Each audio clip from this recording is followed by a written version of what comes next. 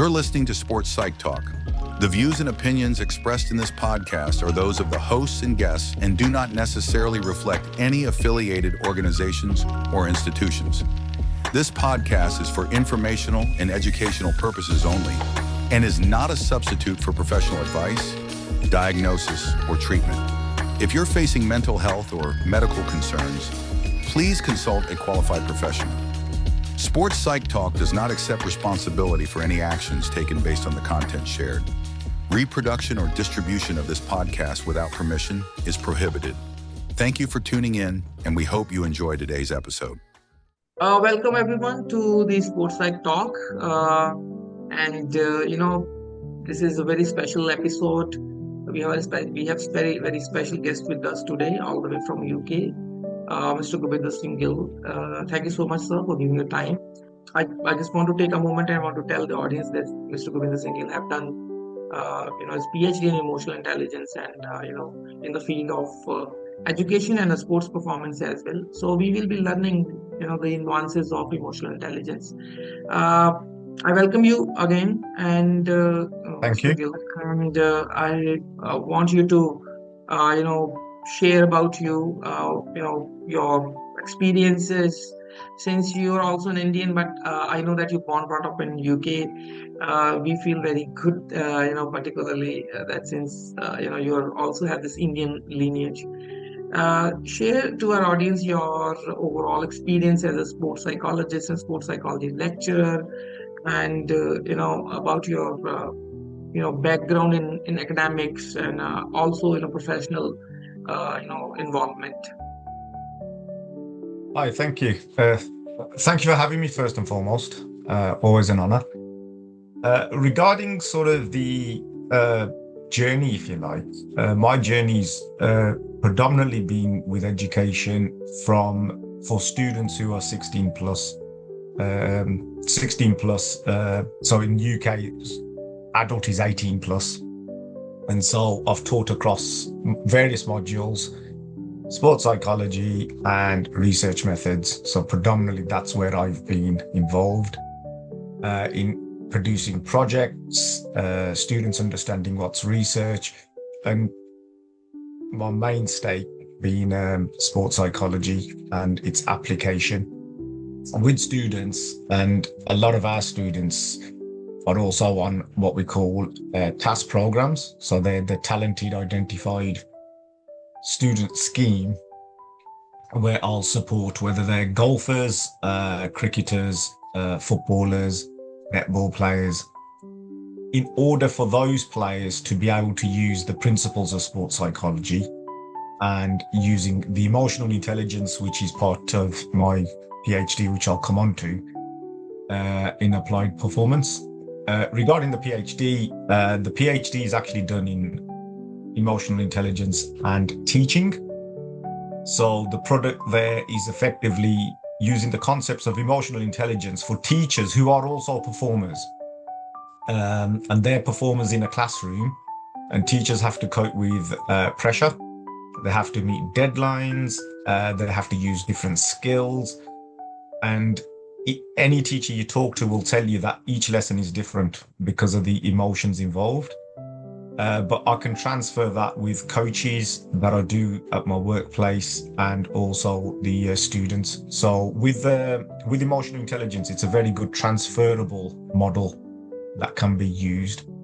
So in a very short space there, that's sort of my career at the moment, where for 20 plus years I've been dealing with sports psychology, emotional intelligence, and supporting both practitioners and performers.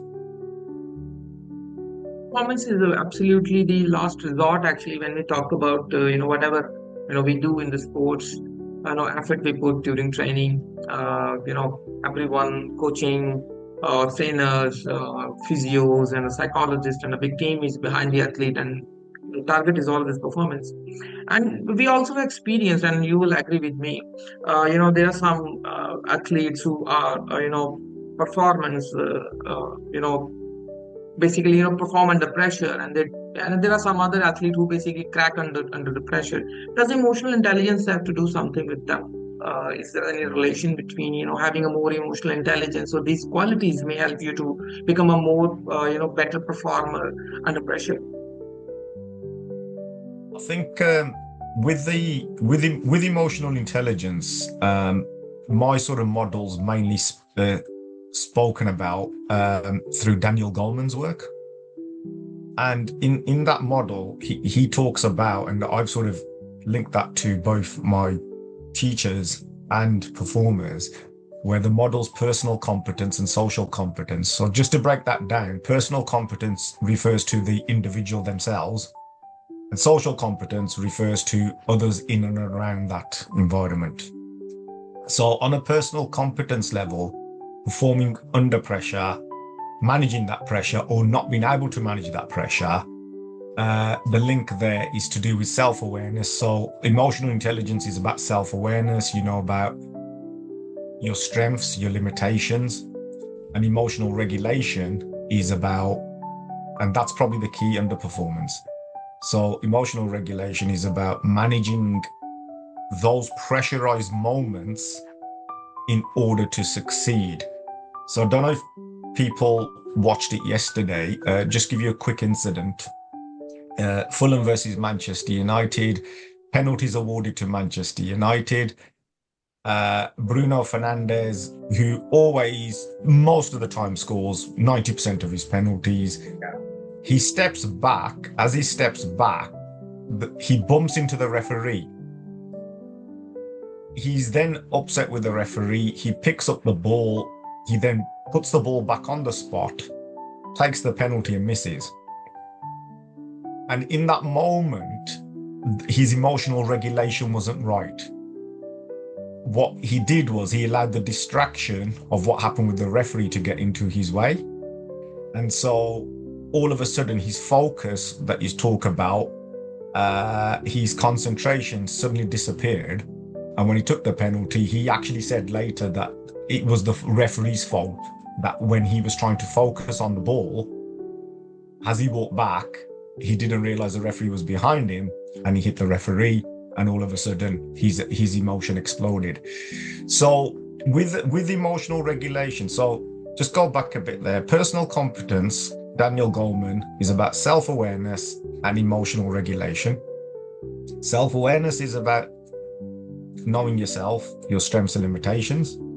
And emotional regulation is using techniques and strategies to help you deal with that situation at that particular time. So in my research, I've got either whether they're the teachers or the students who perform in to do deep breathing. It could be listening to music. It could be to take a step back. And it's trying to sort of adjust yourself before you take the next step. So emotional regulation of emotional intelligence is probably the most important one when it comes to, those finer details in managing pressure in a pressurized situation. I think you have a wonderful example of football. How this players can really miss on these small things, losing on self-awareness and losing their edge on the on emotional regulation or self-regulation in the moment, and missing on an important penalty in an important match. For our audience, actually, I think I just want to rewind a little bit. You talked about Daniel Goleman and his work in emotional intelligence. I'm pretty aware of the framework myself. Done a little bit study on the and one very small article published on emotional intelligence, and I came across there are like 5 pillars of emotional intelligence, and self-regulation is one of them, self-awareness is another, and this falls under the personal competencies of the individual. For our audience only, Dr. Gill, actually, if you can, easily, define the emotional intelligence, then obviously subset of emotional intelligence and the pillars of emotional intelligence. Okay, so when it comes to defining emotional intelligence, it is about your ability to manage your emotions and those of others. But to manage them, in the first instance, you have to recognize them. You have to be in the ability to be able to recognize your emotions and the impact it's having on you and other people. So self-awareness is one of the pillars that Daniel Goleman talks about. Emotional regulation is the other one. And they're what you call personal competence. They belong to you. And the other two are social competence, and one is empathy and one is motivation. So in the first instance, you are right, Daniel Goleman produced what we call the 5 pillars. As his research advanced in 2012, he produced another article where he took out one of the pillars and made these 4 to sort of make it more simpler, if you like. So emotional intelligence, just as a generic layman person term, is the ability to identify, recognize your emotions and those of others and what impact it is having on performance. So, for instance, recently, England versus India Test series here in England, which was a very privileged series because it had its ups and downs. And I think for a sports psychologist, it probably would be a dream of a sports psychologist to review some of that, because the emotional regulation of the players, both England and India, was absolutely on show there. And it was who managed the vital situations at the vital time better.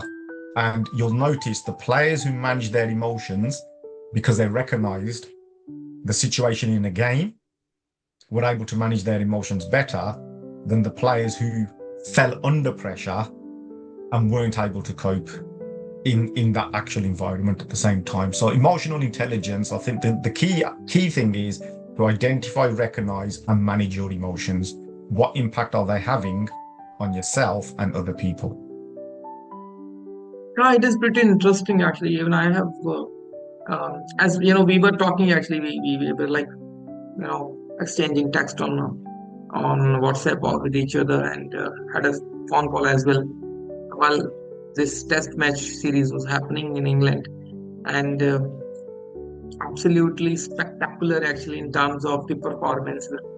We have seen a couple of incidences where Pant gets injured with the fracture in one of the metatarsal bone in the foot, but he recollect himself, regain that confidence from all internal external sources, and he come on the pitch and perform in front of the massive audience. How you look at this? Is it something to do with the mindset, and how you relate this emotional intelligence with the mindset? Right, so if we take Rishabh Pant's example, a broken foot is a big injury. A cricketer, an opponent, as in England, if you saw when he came back out, they kept on bowling at his foot. There was no sympathy. It wasn't like, let's bowl somewhere else, let's give him a chance. They were aiming for that foot, and rightly so, because that was the weak spot. But if we go further back and look at Rishabh Pant, and God willing, he survived a road accident where he could have died. So if we look at Rishabh Pant's psychology, a broken foot means nothing to him because he may not have been here. So actually, when we look at continuum, like the worst case scenario and the best case scenario, Rishabh, he fully well knows he probably may not have survived that accident. He survived the accident and then he may not have played cricket again because of the injuries. He's come back. So to him, a broken foot is a very minor thing. So that's the first thing. The second thing is he's done something, and Chris Walk's done something very similar because he's done his shoulder and he came out to bat. And there's some mentality with these cricketers, like footballers are probably out for 6-7 months after those injuries. But these guys, despite the hardness of the ball, they've got something about them, their mentality. But and I think it happens in Indian cricket as well. But I think with sports psychology in the United Kingdom, within the framework of cricket, it's been around for a long, long time, much longer than football. Football's just sort of starting its path in the last 10 years. But in cricket, it's been double that, if not more. So I think, the mental resilience, mental toughness, coping with adversity, all has been in frameworks of international cricket within England for a long time. So within the psychology, it depends on that individual. And, Rishabh, Pant, for instance, or Chris Wokes, they probably could have made their injuries much worse. But their mentality was the team. And I think the coach, Dr.Gobinder, he did a very good interview. I saw the interview he gave to all the players in the changing room. And he said to Rishabh Pant, "You've created something here today for future generations to follow."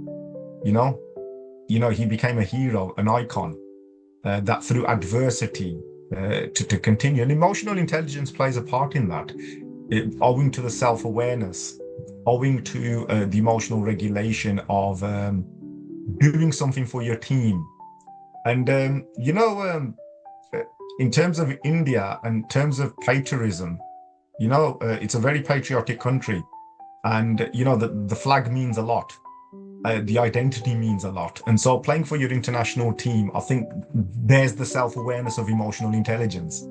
What am I representing today? I'm representing India. I'm representing my nation. And, those opportunities that are given are, I think, embraced in that particular example as well. I actually totally second you on this matter. I have one small question here. Uh, Dr. Gill, there are people actually we have seen, there are not just one single incident which happened in sport. We have multiple such examples where player, get injured while playing, but they decide to continue playing. Even in football also, there are numerous such examples. Particularly when there is it's a big event, big tournament, massive audience is there, a lot of things are at stake. Maybe a World Cup is at stake. Here in this particular test series, if we go beyond this test series, so we will find definitely a lot of such examples. Particularly in the case of Rishabh Pant, because it's a very recent, very fresh incident, everyone knows, particularly the generation, this generation of sports psychologists also aware of Rishabh Pant. Is it something related to that an individual who go through a more painful event before? I hope you understand. He gone through a massive accident, and that movement helped him to build massive resilience in him, a toughness in him to overcome. And he must have exercised that resilience at that moment when he was going through operation, surgeries, and post-surgery. A lot of time he spent with the physio and trainers to, make sure that he's doing a proper rehabilitation and make a return to play with a multiple fracture and, with the shoulder and the, little bit back and obviously the legs and little bit, concussion as well. He had, hit, in his head as well.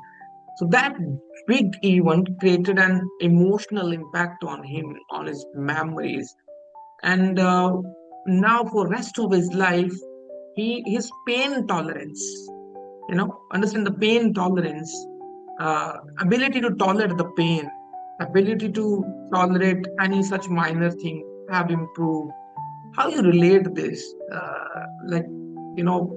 And he will continue doing the same thing maybe next time, whenever he go again in England and he play and he gets injured and he pick up his bat again, come and, try to hit a couple of shots.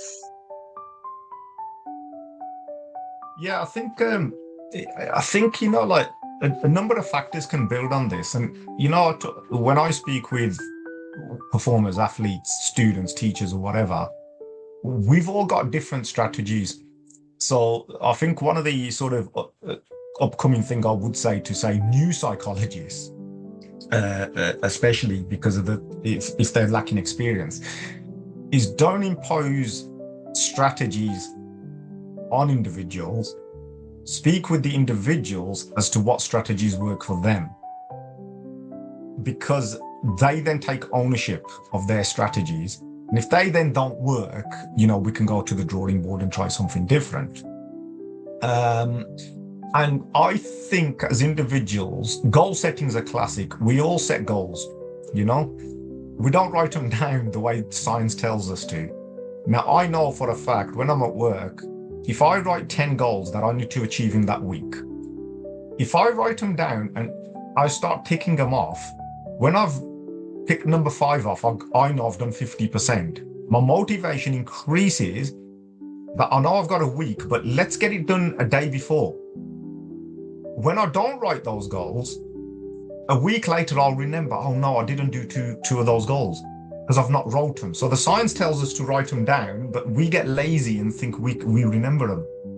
But you get a lot more because you can visually see that I've got 10 and I've done 5, I've only got 50% left. Let's get those done as well.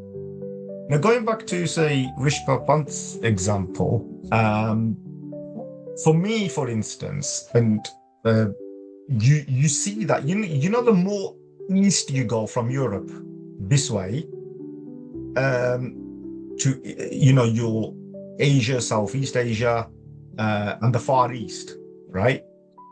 I see a lot of what you call religious practices, belief in religion.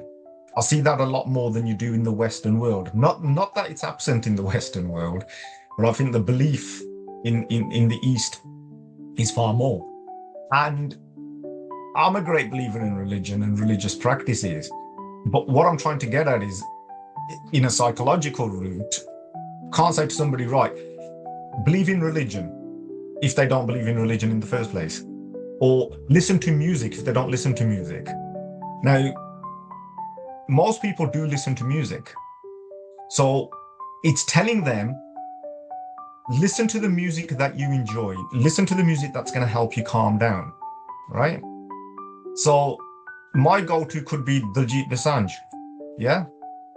But in the Western world, it might not be Diljit Dosanjh, it could be somebody else, okay? Who's a Western individual born in America or the UK or whatever. So in Rishabh's case, I don't know him personally, I wish I did, because I think he'd be a great psychological story. But chances are, religion would have helped, music could have helped. But then the key thing that a lot of people do ask a question is, Gobinder, they say, yeah, but that's fine. These are things I can do before performance. What about in performance, in the heat of that moment? And that's crucial. Sometimes you have to take a step back. So if he's about to go into bat, and I've noticed, and I would love some data on this. I don't know how I would get this data, by the way. But in the past, when a cricketer was on, say, 45 or 48 runs to get to 50, they would just bat their way slowly. It might take them half an hour and they get there. Same in their 90s, 95, 96. The only person I could see on 94 and hit a 6 was Virender Sehwag. He used to just whack it out the ground and get 100. And I'd love to know the data of these cricketers who get into their 90s and get out, because I think they have to rush to get to the 100 because the nerves get in, the pressure gets in, the emotional regulation isn't as good. And the same in their 45s. Rahul, who I think is an exceptional cricketer, the amount of times he's got out in his 40s and 90s, and that's all to do with top level pressure, because that thinking mind goes up. So with that thinking mind, as humans, we have loops in our brain. And these loops, if they're negative, we produce more negative loops. If they're positive, we produce more positive loops. And, in London, we've got Heathrow Airport, and a plane lands in Heathrow Airport every minute. And what I'm trying to get at there is, if the mind of the cricketer or any sports person is clear, and the skies are clear like they are in the aeroplane, yeah, and they land smoothly. If, however, there's a lot of traffic and it's very cloudy, for instance, and that's the same with the brain, that's where your emotional regulation suffers, because the negative loops start increasing. So it's about practice and more practice, deep breathing in that moment, in that situation. Yeah. And sometimes a cricketer, they'll hit a 4 or a 6, and they'll go for another 6 or a 4, and they get out. Because they're oversensitized. All of a sudden, the adrenaline's pumped up. So I think there's a lot of research there, Dr. Karanbir, regarding not just emotional regulation, but the physiology of emotional regulation. We could talk about the psychology side, but I think having a dual process with what happens to our adrenaline and blood rush when things are really exciting, I think is a cause for another type of podcast with somebody who's a physiology related person. I think I will be definitely looking into this. I'll say the dimension and the orientation. So there are sports psychologists actually who look into, like a lot of the psychosocial type of domain is there. Then there is a cognitive behavior thing is there. Then psychophysiology is there. So there are individuals who are interested looking into the level of cortisols and adrenaline, norepinephrine, dopamine, serotonin. All these chemicals play a role, and they basically have a very and they impact our behavior. So they control our behavior, regulate our behavior. Dopamine reduces. We see that we won't be able to move, and we feel more depressed. Similarly with the serotonin, that increases the happiness in our life. Precisely. So there's this angle as well of psychophysiology, what happens during those pressure moments, how these we are moving forward with this very unique topic of emotional intelligence. I also want to know, we are talking about strategies, we are elaborating concept of emotional intelligence, and we have discussed numerous examples on how important that emotional intelligence is one of the resort, basically, area, and where we can train our athletes and the coaches and the system itself, the organization itself, so that better their emotional intelligence and then their outcome. What strategies you can share in order to improve or work on emotional intelligence? One of them you shared that, okay, goal setting is there. We can set our goals, and hence it will help us to improve our motivation a little bit. So if you can share some strategies, so that our audience or listeners, consider maybe training someday, learning about emotional intelligence. Yeah, so from my PhD, the sort of strategies that were out there, we have our common ones we all know about, we probably use without thinking, such as your goal setting, positive self-talk, listening to music, deep breathing. Interestingly, some people know about these, but they don't know how to use them. And that's quite critical as well, because I've seen people use deep breathing in such a way that actually their panic and anxiety increases because they do it too fast. They don't take their time, they don't learn about it. So all of these skills are a bit like tying laces. Initially, it's not straightforward, and then it becomes automatic. Okay? So with the teachers that I had in my studies, study 3 was an intervention.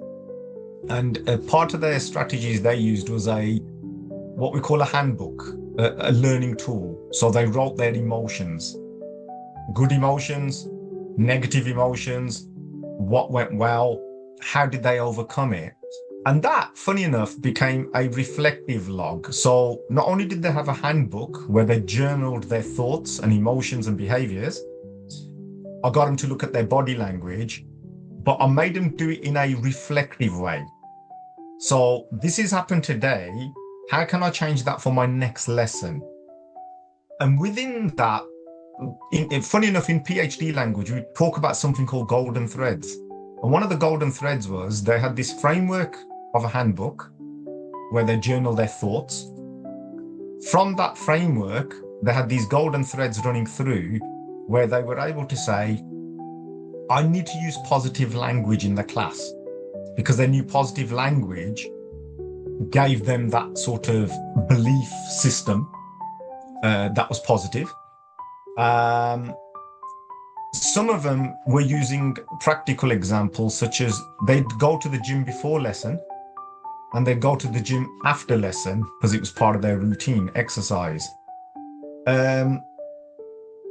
Some of the other teachers, for instance, they'd take their dog for a walk in the morning. They'd take their dog for a walk in the evening. And the reason for that was because it was movement. It was relaxation. It was their ability to reflect on their emotions. One teacher actually said, and although we didn't do this as part of their PhD, it wasn't part of my PhD process, one of the recommendations they made, and this was the beauty of using strategies, they came up with their own. And one was actually saying it would be great if she could video herself when she's teaching and then reflect on that video afterwards. And now within my own performance, I've noticed I can sit a performer down and we can watch a video of a performance, in this case, basketballers, and say, have a look at that. What do you think of that? And they'll say, oh, I'm not sure because I felt under pressure. So let's now look at your body language. So there's a lot of strategies there. Goal setting, self-talk, deep breathing, journaling, meditation, mindfulness, and of course, video analysis, I think are vital. Sir, they're pretty useful tools actually. Is there any toolkit actually available around? Actually, you can tell us. There's a toolkit actually. They can go and pick up this toolkit, and there are some. As of I know, basically there are some I think questionnaire as well. Where we can assess the emotional intelligence, and then we can, chart out a plan, pick up the strategies and interventions, and plan how we can, apply those interventions on the athlete and reassess them after some time. Yes, I think one of the key things I learned from doing this was, to make the assessment work, like you rightly said, identify a toolkit. So in this case, it was the Emotional Intelligence Handbook, although it was designed for teachers. It's easy to then transfer it to coaches and performers because the model's the same. You see, the framework's the same, the wording's different. Within that toolkit, you can use questionnaires, you can do checklists, so emotional behavior checklists. But the key to it is to do it with two groups. One group gets the training, one group doesn't get the training, but they participate in, say, filling in a questionnaire. And then you compare the two groups and assess whether the training had enough impact better than having the group with limited training. What Dr. Gobinder, I was going through the literature a little bit and I came across this article, very interesting article. It is, the title of the article is The Influence of Emotional Intelligence on Performance in Competitive Sports, a meta-analytical investigation. It is by Alexander Kopp and Darko Jacob. And they basically have said that overall, the result is encouraging regarding the value of emotional intelligence as a possible predictor in sports performance. But they also have highlighted that it is a weak indicator of predicting sports performance. So how you look at this? We have to draw that contradiction as well. Look into what are the contradictory substantial evidence is there, at article publications. That this is one of those meta-analytical studies. Yeah, what's good is, like you've just said, and any aspiring student who's going to do postgraduate work needs to be very afraid with the fact that you can't use a product and say it's the magic pill, because you have to give the contrasting views. And with psychology, we do tend to hit a brick wall sometimes, where with factors such as personality, mental toughness, you'll always get a group of researchers who'll say, no, it doesn't work, or the data's contradictory, we don't agree with this, we don't agree with that. Now, and that's not a bad thing. Any student, any practitioner, any researcher just needs to know the two arguments on either side and then justify their use of why they're using what they're using. When it comes to emotional intelligence, there's not one definition that defines what is emotional intelligence, because emotional intelligence splits into trait emotional intelligence. So we've got a group who've worked hard on this in London, Petridis and Furnham and others, and they believe emotional intelligence is about everyday life experience and our perceptions of that experience. But with Mayer and Salovey, who are ability emotional intelligence, and they believe it's to do with psychometric testing, where you test people, so it's more of an intelligence. It's like an exam score. And that determines whether your emotional intelligence levels are high or low. The people who do trait emotional intelligence would disagree with that, because they think one test shouldn't determine whether you're high emotional intelligence or low emotional intelligence.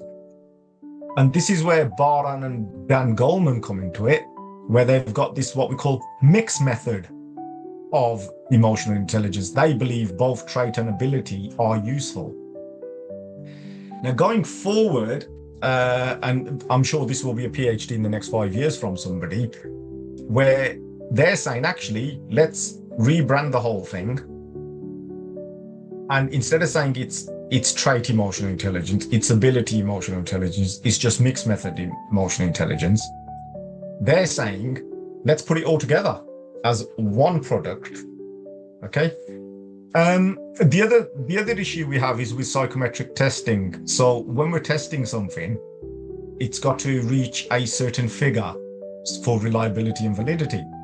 And if it falls below that, we'll say, you know, that questionnaire, it's not reliable or it's not valid enough. More testing is required. So these are sort of the controversies around and surrounding the emotional intelligence. And I think when we're doing sort of where you need a test, so if you ask me, what is my emotions between 1 and 5, and I say a 3, that's the data. It's objective. You can't really influence that. And then if you've got a bank of those questionnaires with 1,000 people, you can then average a score that on this particular time, when I asked somebody about their emotions, the average score was 2.5. That's what we call objective testing. And then obviously you got the other form of testing, which is predominantly where my research was, which was more about the person, the human. We call it humanistic theory. And that's finding out from the human how they're feeling. And using some of those questionnaires as a baseline, but then using the qualitative stuff, the interview stuff, has a way of programming how they used emotional intelligence to help improve their performance. Yeah, yes, actually, the contradiction is something, I would say that skepticism is the correct word to use Of when course. you work as a researcher, particularly, or even as a profession, as a professional as well in the field of sports psychology. When you are working, there are a lot of things, emotional intelligence is one of such factor actually, and it got very popular, I think, with the work of Daniel Goleman. Actually, he popularized it. Actually, I would say that I myself read that book. It beautifully, illustrated that entire concept of emotional intelligence, and it, uh, I think, more adapted by the corporates, and it goes very well with the two things. One is the work of Daniel Goleman, and another is like conflict resolution work by Stephen R. Covey. Uh, he also one of the bestseller. Daniel Goleman is another seller. So yes, definitely, the contradiction and skepticism is always there, and it has to be to better the itself, whatever the branch Right. of certain sciences. Uh, I think overall, I think there is a lot of important point, particularly from the cricketing point of view, athletic point of view. How people have exercised their abilities, and emotional intelligence is both. It is not just an ability, but it is also at the same time your trait. I think this is a unique thing, because how we look at things, that we look at like confidence, we call it a trait, and anything around it which is building that confidence would be part of your ability or skill, something like that. Like for motivation, goal setting is your skill. It is the ability to set goals. But on the same time, motivation is your trait. It is your psychological construct and attribute. But with emotional intelligence, it sounds very unique that it is both. It is an ability, and it is at the same time your trait. Thank you so much, Dr. Gill, for giving your time and discussing this very unique. I'll say this is not something in sports that we talk a lot day to day. We talk more about mental skill and conventional method which are being used in sports to enhance the performance. But this, like with emotional intelligence, can be another resort.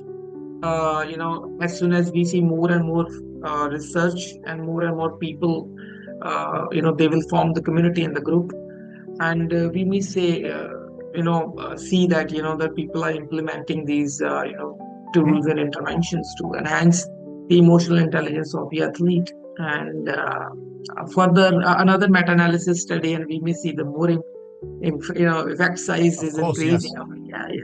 It is just like that. So once again, thank you everyone. Go watch this podcast. Thanks, Dr. Gill, once again. Leave your comments in the comment section. Go like, subscribe us on Instagram, Facebook, LinkedIn, and most importantly on YouTube. Leave your comment.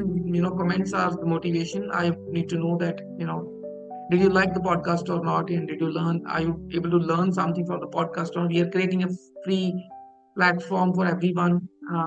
You can have free access to this platform, and listening to the people who are expert in the field. Once again, thank you so much, and have a good day. Thank you.